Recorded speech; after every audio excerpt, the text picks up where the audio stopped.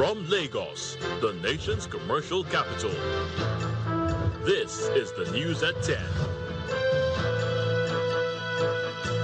Live from Channels Television.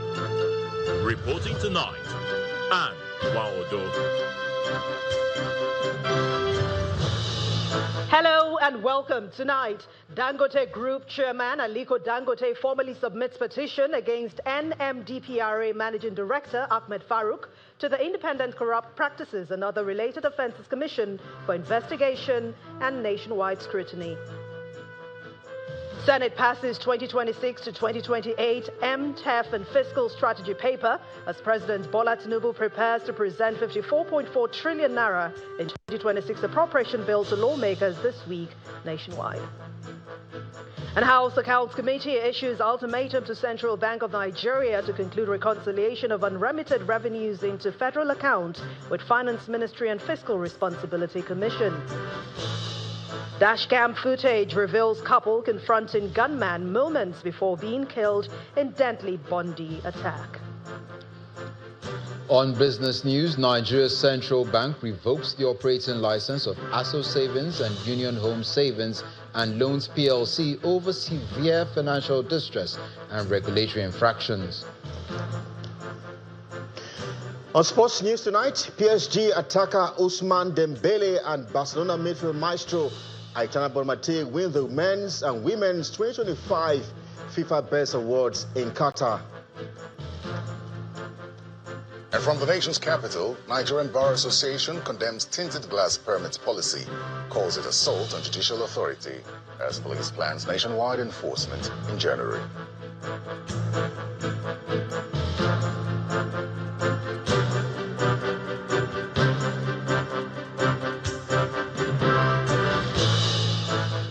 The chairman of Dangote Group, Aliko Dangote, has formally submitted his petition against the managing director of the Nigerian Midstream and Downstream Petroleum Regulatory Authority, Ahmed Farouk, to the Independent Corrupt Practices and Other Related Offences Commission, the ICPC, accusing him of corruption and financial impropriety. In the petition submitted through his lawyer and senior advocate of Nigeria, Ogwuonoja, Mr. Dangote demanded the arrest, investigation and prosecution of Mr. Ahmed for allegedly living above his means as a public servant, spending over $7 million for the education of his 4 children in different schools in Switzerland. According to him, Mr. Ahmed is using the instruments of the NMDPRA to embezzle and divert public funds for self-gain. Have no choice than to formally present a petition against him. We have evidence. The petition has already been submitted and acknowledged by the ICPC. You can see it from here. Now, we attach evidence of monies that are being expended as school fees for his children in excess of $7 million annually. And we wonder, a civil servant in Nigeria, where he gets that kind of money to pay school fees alone and other logistics on behalf of his children. So we have the right as taxpayers, our client has the right as a taxpayer to present this petition against these excesses of a public officer.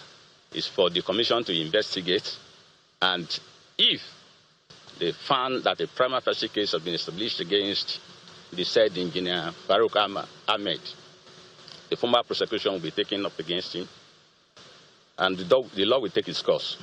The law is not a respecter of any person, no matter how highly placed. Meanwhile, the Independent Corrupt Practices and Other Related Offences Commission, ICPC, has confirmed receiving a formal petition submitted by business mogul Aliko Dangote through his legal representative. In a statement released on the Commission's official X account, ICPC spokesperson Mr. John Ode disclosed that the petition targets the Chief Executive Officer of the Nigerian Midstream and Downstream Petroleum Regulatory Authority, Mr. Farouk Ahmed. The Commission assured the public that the allegations raised in the petition will be thoroughly examined in line with due process. The Senate has passed the 2026 to 2028 medium-term expenditure framework and the fiscal strategy paper, indicating that the 2026 appropriation bill of 54.4 trillion naira is expected to be presented by President Bola Tinubu this week. The Senate President also announced the passage following the consideration and debate on the report presented by the chairman of the Senate Committee on Finance, Senator Sani Musa. Our National Assembly correspondent Gloria Umezoke reports. Hours after the Senate President is alleged to have been hospitalized, he shows up on the first legislative day of the week. The nation's budget is at the heart of conversations as the chairman of the Senate Committee on Finance presents the 2026 to 2028 medium-term expenditure framework and fiscal strategy paper. In the light of the above findings, the committee recommends that 1. The projected crude oil benchmark prices of 64.85, 64.30, and 65.50 US dollars per barrel for 2026, 2027, and 2028 respectively be reduced to $60 for 2026, $65 for 2027, and $70 for 2028. This is in recognition of the global geopolitical tensions. A summary of the revenue and expenditure framework shows daily crude oil production pegged at 1.84 million barrels per day, exchange rates projected at $1.512, inflation rate at 16.5%, expenditure at 54.46 trillion naira, fiscal deficit 20.12 trillion naira, and debt service at 15.91 trillion naira, among others. Exchange rate of 1,512 US naira for US dollar. So these figures are very, very realistic, having regard to our present day economic circumstance. Without further ado, the report is passed. The ayes have it. If for any reason at all the circumstances change, this will still be represented to us and the House of Representatives for us to either amend, reject, or add or subtract. This will enable us allow the budget to be laid between now and Thursday. The upper chamber also confirms 3 non-career ambassadorial nominees out of 67 nominees screened by lawmakers last week. Those confirmed are Lateef Kolawole from Oyo State, Aminu Dalhatu from Jigawa State, and Emmanuel Oke from Oyo State. Those in favor say aye. Those against say nay. The ayes have it. In another motion, the Senate has asked the federal government to introduce urgent measures to protect Nigerian farmers from the impact of falling agricultural produce prices and rising production costs. The Senate has directed the National Security Advisor to investigate widespread rumors on social media alleging the collapse of the Senate President. The resolution followed a point of order raised by Senator Titus Zam, who expressed concern during plenary over the reports that had circulated over the last 48 hours. From the National Assembly, Gloria Umezoke, Channels Television News. The House of Representatives Committee on Public Accounts has issued an ultimatum to the Central Bank of Nigeria to conclude ongoing reconciliation of unremitted revenue into the federal account with the Ministry of Finance and Fiscal Responsibility Commission. The representative of the chairman of the committee, Mr. Bamidele Salam, gave this directive to the representatives of the CBN, further insisting that the CBN governor must appear in person at the expiration of the ultimatum in January 2026. Reports by the Fiscal Responsibility Commission, the Office of the Attorney General of the Federation, and a special audit by consultants allegedly showed that the CBN failed to remit about 5.2 trillion naira into operating surplus in the Consolidated Revenue Fund between 2015 and 2022. Meanwhile, the Minister of Finance, who was at that meeting, asked the committee to take the submission for more time from the CBN in good faith. We're also going to be broadening the scope of the reconciliation to involve the Fiscal Responsibility Commission and Office of the Auditor General for the Federation. We have the Auditor General's Office and the Fiscal Responsibility Commission be involved in the reconciliation CBN and Ministry of Finance, of course, as the principal parties, as it were. And we will be expecting that the result of that reconciliation will be made available before the next hearing of this matter. And we are thinking of giving 26th of January for the return date. We'll communicate the CBN, and we expect that the CBN governor in person should be in attendance, not represented. We expect him to be in attendance.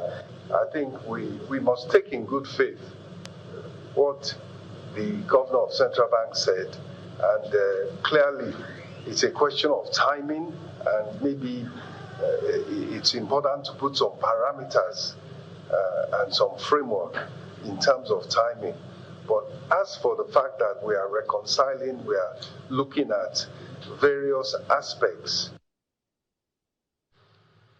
The National Human Rights Commission says it recorded a total of 422,942 cases of human rights violations across Nigeria in the month of November this year. The Executive Director of the Commission, Mr. Anthony Ojukwu, disclosed this during the presentation of the 2025 edition of the Human Rights Situation Dashboard and Observatory. It's the presentation of the monthly Human Rights Situation Dashboard by the National Human Rights Commission. Every month. This November edition, offering a comprehensive snapshot of the current human rights landscape across Nigeria, paints a sobering picture of ongoing challenges affecting citizens nationwide. We saw travelers dragged off their highways, students taken from their classrooms, and worshippers abducted during prayers. These attacks cut deep. They strike at the very heart of who we are as a people.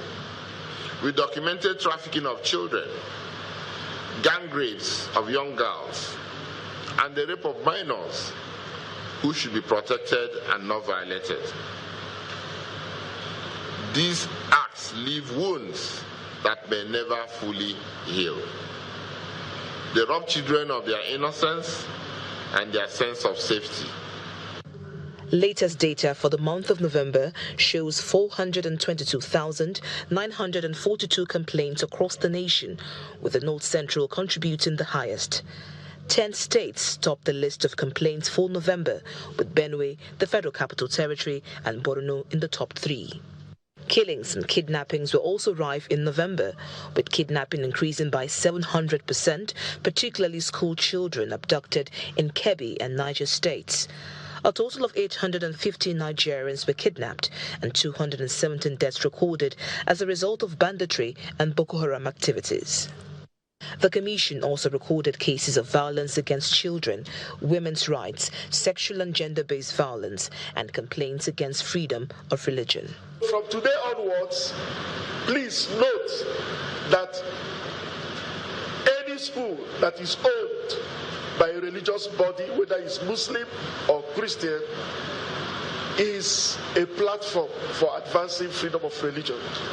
The Constitution protects everybody to set up a school, set up places of education, and impact the religion of that faith through that school. The report further underscores the need for robust responses by government institutions, the civil society and other stakeholders to stem the tide of rights abuses and strengthen Nigeria's human rights architecture. From Abuja, Victoria Longjohn, Channels Television News. In part 2, after the break, former Niger State Governor Babangida Aliyu also urges Turaki-led PDP National Working Committee members to persist in efforts to save the party from collapse and maintain political unity. Please join us again.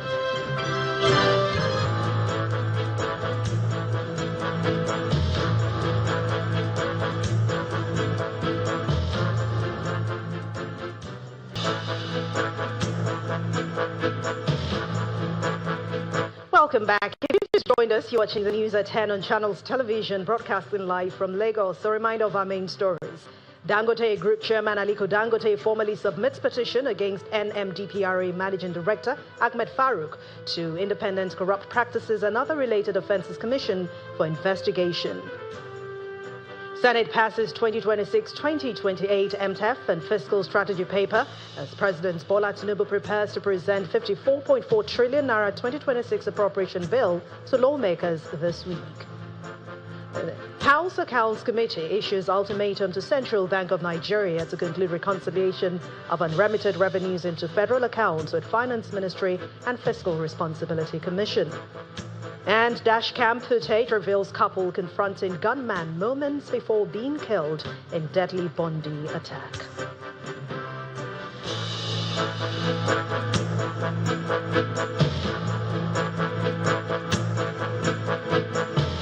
Former Governor of Niger State, Mr. Babangida Aliyu, is urging members of the Turaki-led National Working Committee of the People's Democratic Party not to give up in the fight to save the party from collapse. The former governor made the call at the meeting with the PDP leadership in Abuja, where the Turaki-led executive sought to support the former governors and ministers.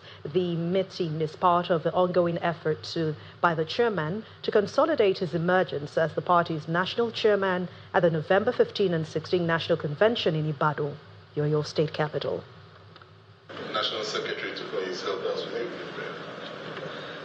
Members of the People's Democratic Party, led by Tanimu Turaki, are holding this meeting in Abuja with former governors and ex-ministers who were elected and appointed on the platform of the PDP. Our party gave them the opportunity and they have... The meeting is to garner the support of former governors and ministers who served on the platform of the PDP.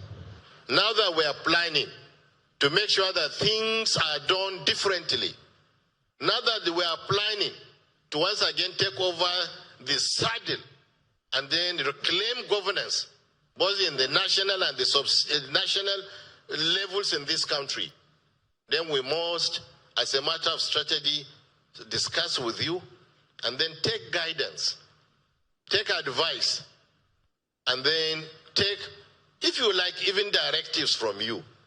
And I want to assure you, distinguished leaders, that whatever advice you give us will be taken seriously. The internal crisis in the PDP had in no small way affected the party, as the party lost some of its members, including serving governors, to the ruling All Progressives Congress. However, the forum of former PDP governors and ministers attending these meetings are hopeful that the PDP will bounce back to life, as they urge the leadership not to despair. We have come this far. We cannot give up. We must continue to do things in accordance with the rules and regulations as we understand them. We may be disappointed with what has been happening, but again, we must not be discouraged. I assure you, it's not about the number. It is the courage, the commitment and the determination as we've seen in the chairman and members of the National Working Committee that will deliver us in 2027 by the grace of God. It's been 1 month since the Turaki-led National Working Committee of the PDP emerged at the Ibadan Convention in November, and notwithstanding internal battles to fight, many at these meetings believe that the Turaki-led executive is on the right path to reposition the PDP for victory in 2027. Ahead of the 2027 general elections, the All Progressives Consultative Progressive Forum is applauding the economic policies of President Bola Tinubu as they drum support for his re-election. Addressing a news conference in Abuja, the national chairman and coordinator of the forum, Buba Gube, says that President Tinubu's economic reforms have transformed Nigeria.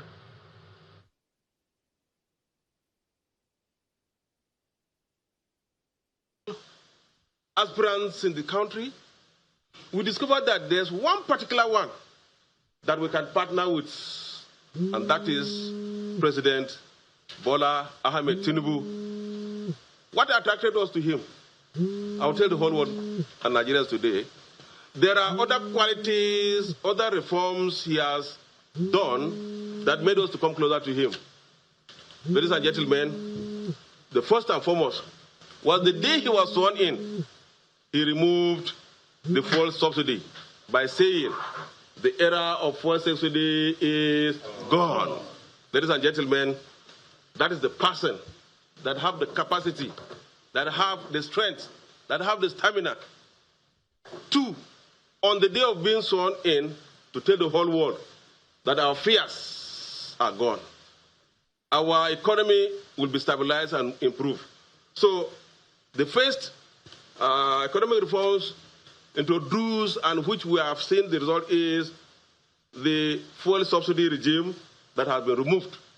That one has already, it has ended the fuel subsidy scam, directed all our funds into one purse for increased livelihood to every Nigerian. Let's shift gears now. Let's head over to Abuja Studios where Terry Kume is standing by to bring us more stories on the News at 10. Hello, Terry. Well, hi, Anne. Thank you very much. The Nigeria Police is insisting on the enforcement of tinted glass permits from January 2026. The Force Public Relations Officer, Mr. Benjamin Hundeyin, stated this during a media briefing in Abuja, advising Nigerians to obtain their permit ahead of the enforcement exercise. Meanwhile, the Nigerian Bar Association is kicking against the proposal, stating that it is not binding on Nigerians. This news conference is aimed at showcasing the successes of the Nigerian police force in the last 1 month, as the Force Public Relations Officer takes to the podium. Beyond the recovery of arms, ammunition, and the arrest of suspected criminals, the Nigerian police force vows to commence the enforcement of tinted glass permit as from January 2026. The mandate of the police is to protect life and property. We would not fold our arms and watch things degenerate. We'll do what needs to be done.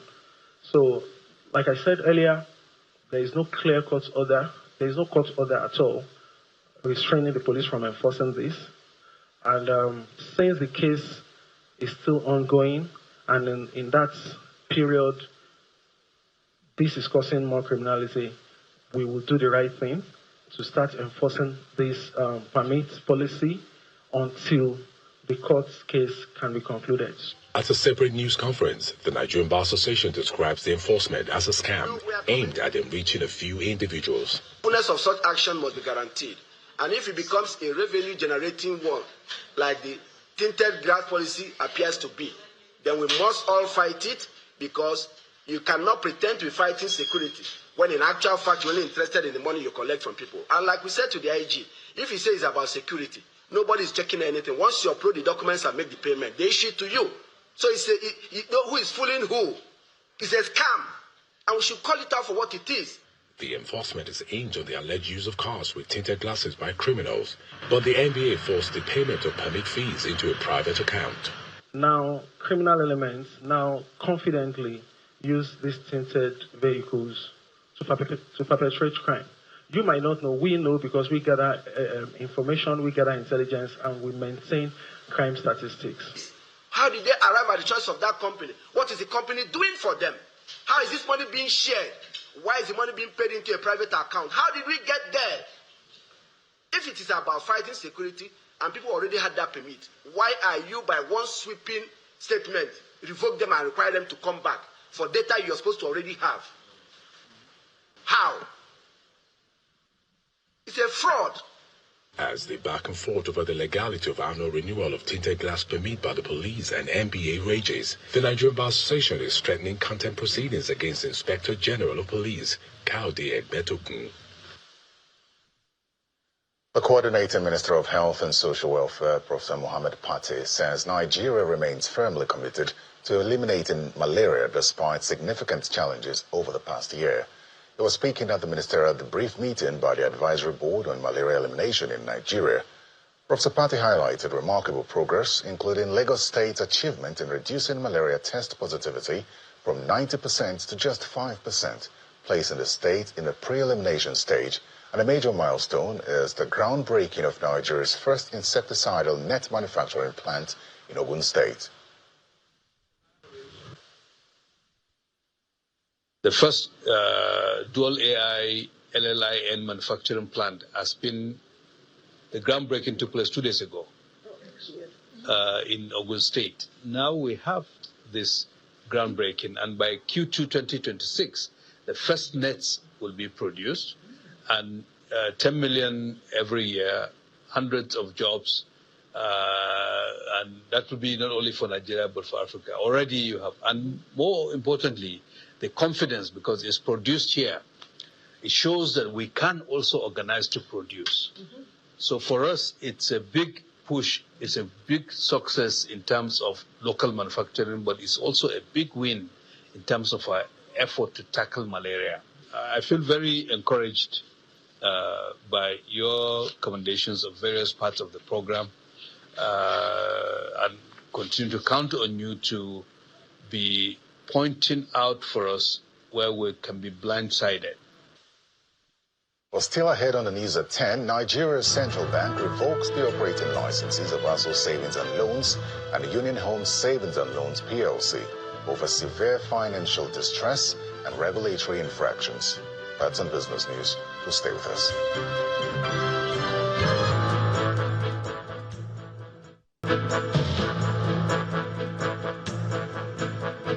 Welcome back to the news at 10.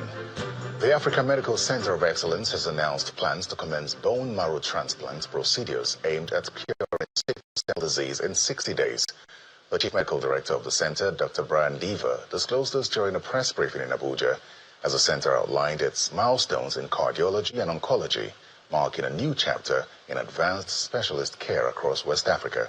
According to Dr. Deaver, the achievement underscores its unwavering commitment to cutting-edge technology and world-class patient care, aimed at reducing medical tourism and improving survival outcomes for patients. Nigeria's push to become the hub for advanced medical care has received a boost as the Africa Medical Center for Excellence is hosting this press briefing to unveil its latest clinical milestones in cancer and cardiovascular medicine months after it commenced operation. The milestones, the center's first open-heart surgeries and high-dose radiation surgery, the first of its kind in West Africa, spotlights the center's clinical excellence. We are responsible for all procedures done in the cath lab. Cath lab is not only for cardiac, but we have the intervention radiology, successfully performed 12 procedures in our cath lab. And today, they have 4 cases running now. This achievement is not the work of one individual. It reflects a coordinated, high reliability system involving a brilliant team of medical physicists, oncologists, dosimetrists, radiation therapists, imaging specialists, and nursing teams. The Chief Medical Director also did a comparative analysis of the cost of treatment at the center to prices abroad. She explains that the center aims to reduce medical tourism and health workers' migration. We also want us not to forget that the cost is a little bit more than the cost of the procedure itself.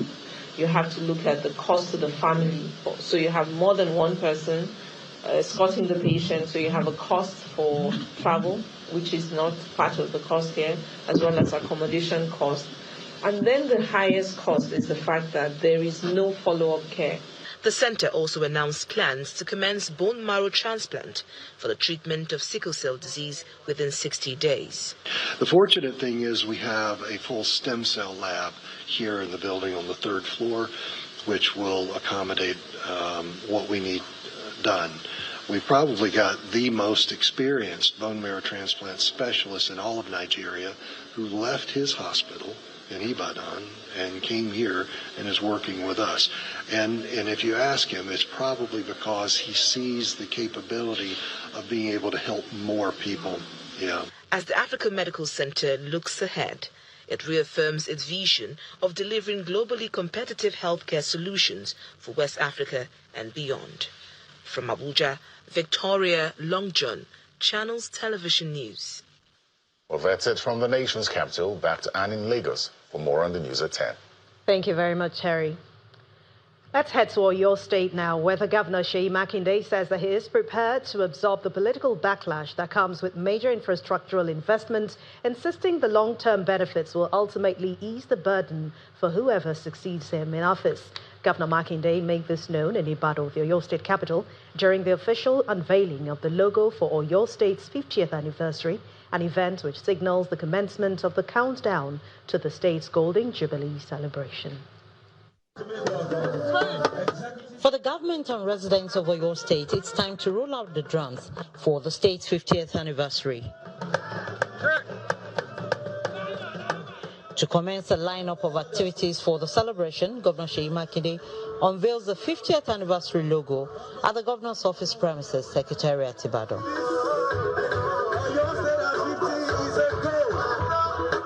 Governor Makinde goes back memory lane, reminding residents of his administration's achievements, noting that Oyo State has every reason to celebrate as it approaches 50 years of existence.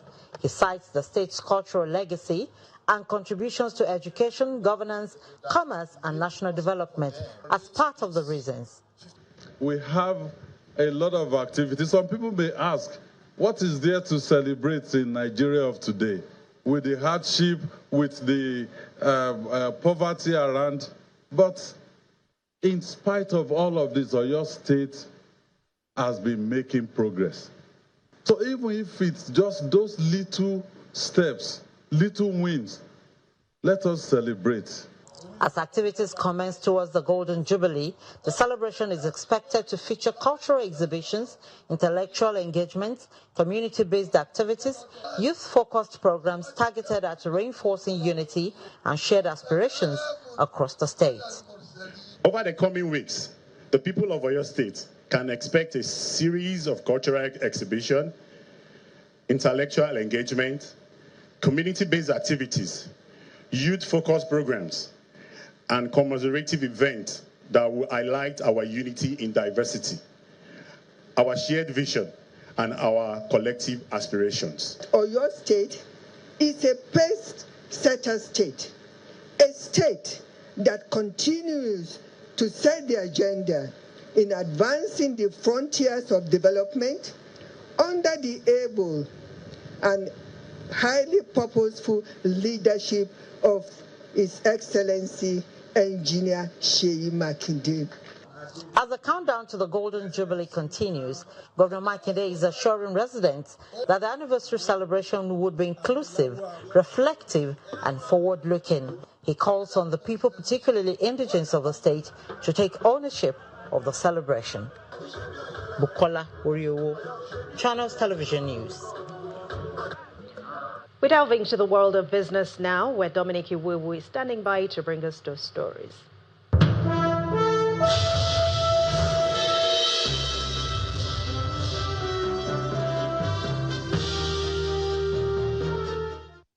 Thank you, Anne. And on business news, the Central Bank of Nigeria has revoked the operating license of ASO Savings and Loans PLC and Union Home Savings and Loans PLC.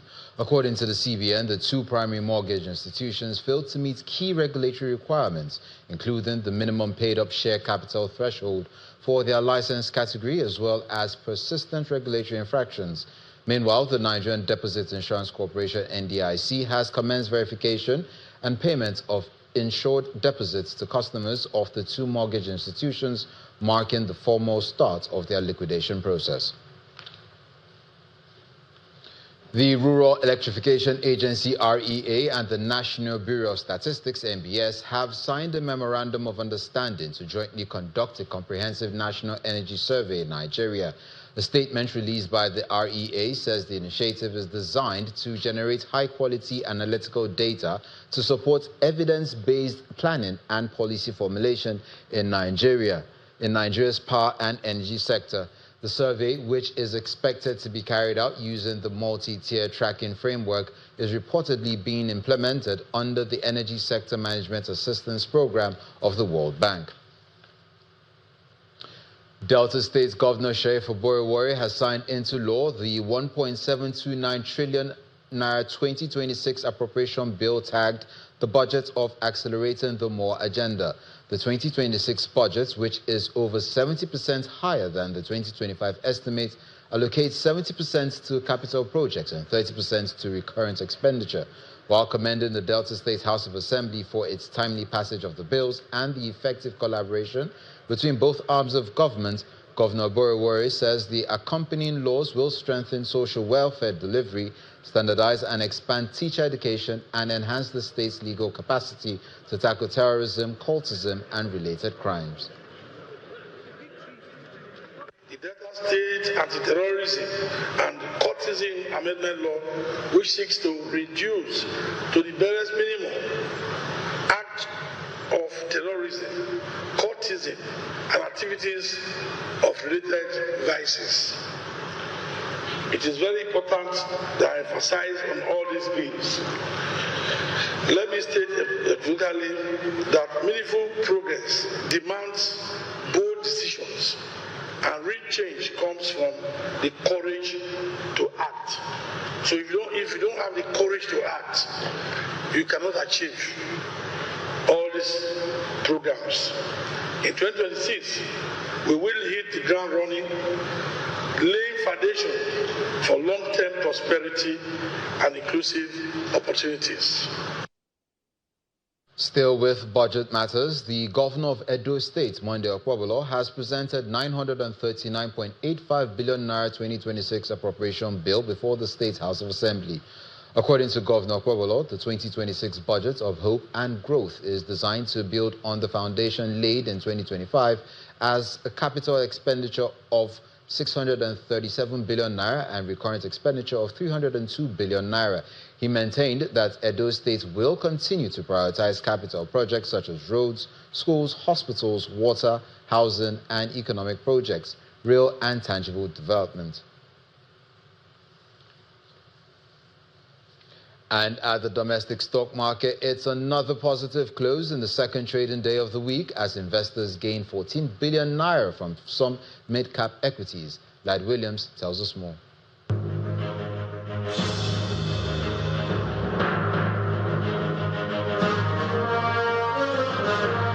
Hello and welcome to the Stock Market Reports. Another day, another naira, but investors are still cautious. Just 1 basis point rise there. All-share index sitting just below that 150K psychological level, not by much there, 95 trillion market cap. Then we see market activity that improved with volume and value of trades rising 65 and 52%, compared to yesterday. Then for the sectoral performance, just like yesterday, we have a lone gainer. This time, consumer goods 0.21% up. The likes of Guinness, Nigeria, they're adding about 9.98%, closing at 269 naira per share with a 557 billion naira market cap. So that's what's holding up for the sectors that we track. Banking 0.28%. Down. Takeaway today, 2 consecutive days of flat movement for the all-share index as the market waits for its next catalyst.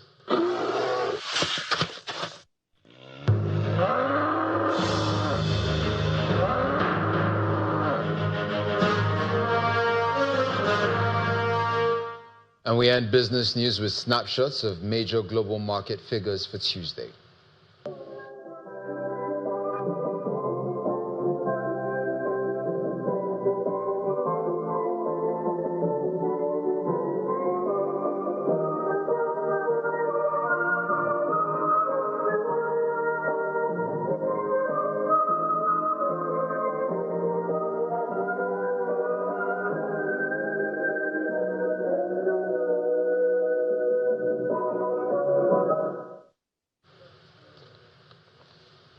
And that's it on business news. Back to Anne for the rest of the news at 10.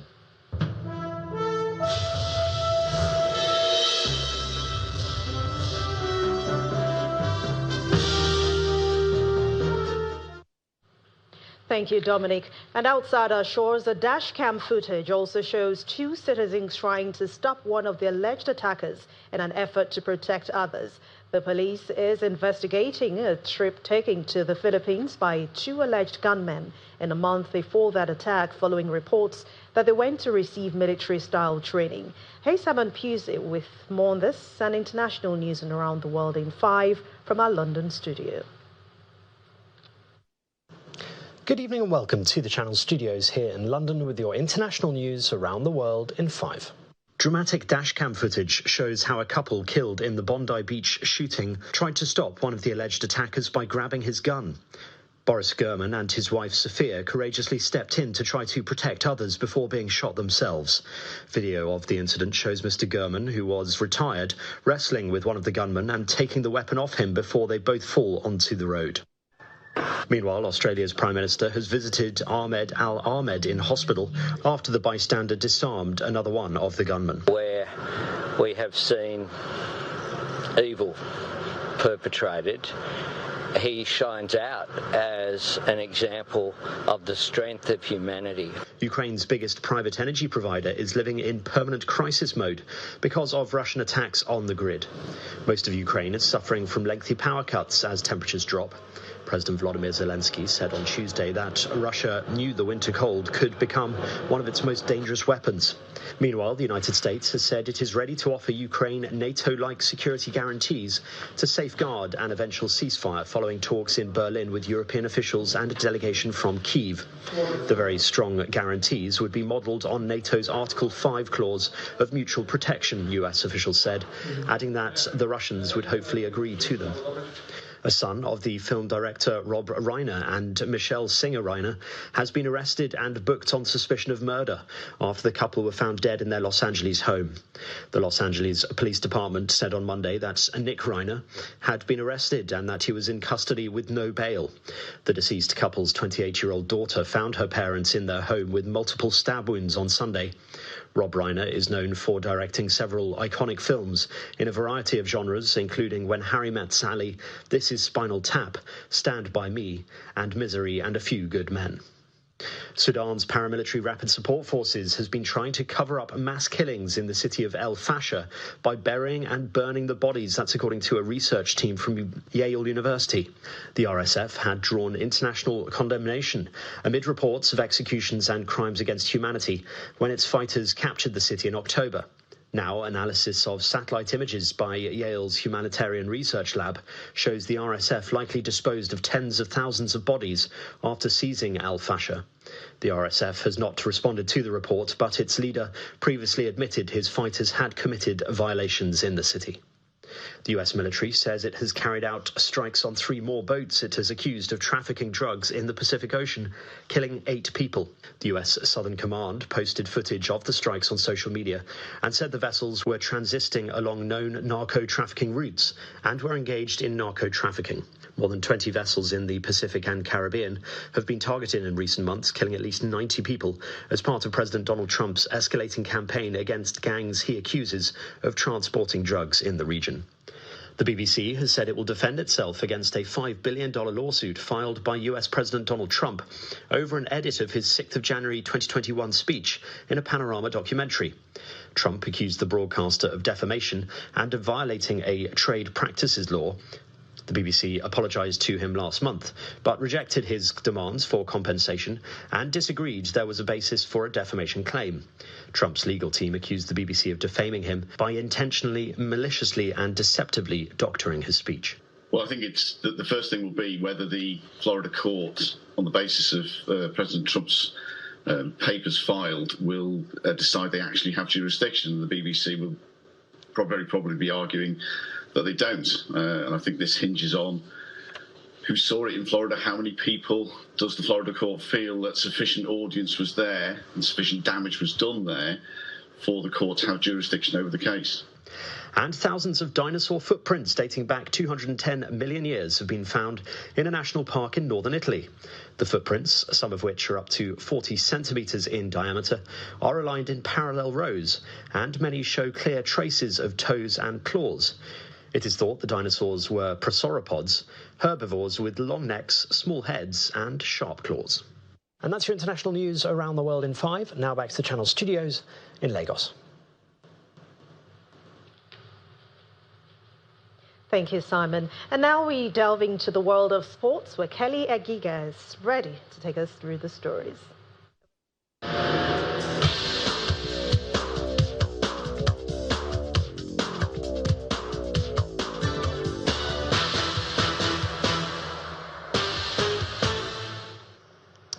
Many thanks indeed, Anne, and welcome to Sports News. France and PSG attacker Ousmane Dembele has won the FIFA's a men's best award at a ceremony in Qatar earlier today, while Barcelona midfield maestro Aitana Bonmati collected the women's prize. Dembele won the Ballon d'Or in September this year, rewarding an exceptional season with PSG, which included the Ligue club's first Champions League trophy. And Bonmati was crowned Women's Player of the Year for the third consecutive time in a row, after also picking up her third consecutive Ballon d'Or in autumn. The Nigeria Federation has confirmed that it has initiated a probe into DR Congo's use of ineligible players during the 2026 FIFA World Cup playoffs in Morocco, a development that could reopen Nigeria's pathway to the tournament in the US, Canada, and Mexico. NFF General Secretary Mohamed Sanusi confirmed to Channel Sports earlier today that the body is challenging the use of some DR Congo players who switched national allegiance but may not have fully complied with the eligibility requirements under Congolese law before representing the country. DR Congo eliminated Nigeria from the African playoffs in November after a 4-3 penalty shootout victory in Morocco, a result that ended the hopes of the Super Eagles of Nigeria progressing to the FIFA Intercontinental Playoff in Mexico next year.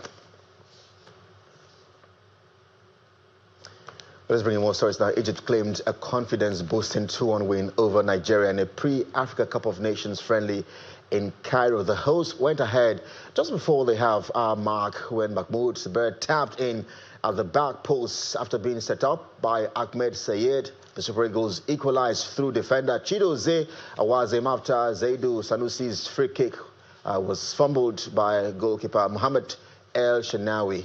And Egypt regained control after the break and restored the lead through Mustafa Mohamed, who finished clinically from inside the area, following another incisive move involving Sayed. And Paul, the 54-year-old who ploughed a car into over 100 Liverpool fans at the Premier League Trophy Parade has been sentenced to 21 years and 6 months in prison. At the sentences hearing at Liverpool Crown Court, Judge Andrew Menari says it is difficult, if not impossible, to convey in words the scene of devastation he caused. You struck people head-on, knocked others onto the bonnet, drove over limbs, crushed prams, and forced those nearby to scatter in terror. It is important to recognise that the offences you have admitted were not the result of momentary recklessness or a panicked reaction. The truth, as captured on your own dashcam and multiple CCTV and mobile phone recordings, is that you lost your temper in a rage, determined to force your way through the crowd regardless of the consequences. Well, perhaps justice delayed, but justice not denied. That's sports. I'm Kelly Egigas. Back to Anne.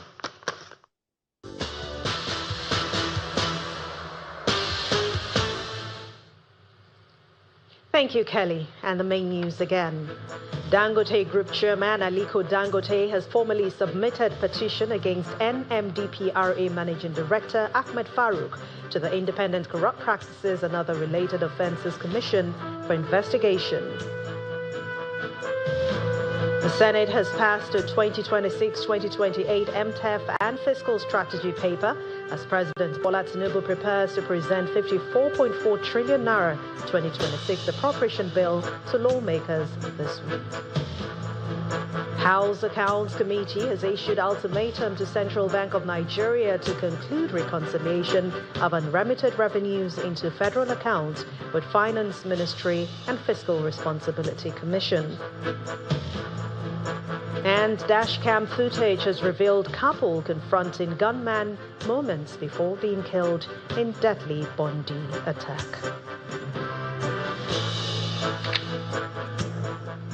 That's the news at 10 tonight. Thank you so much for watching. I'm Anne Nwawode. From all of us here, it's good night.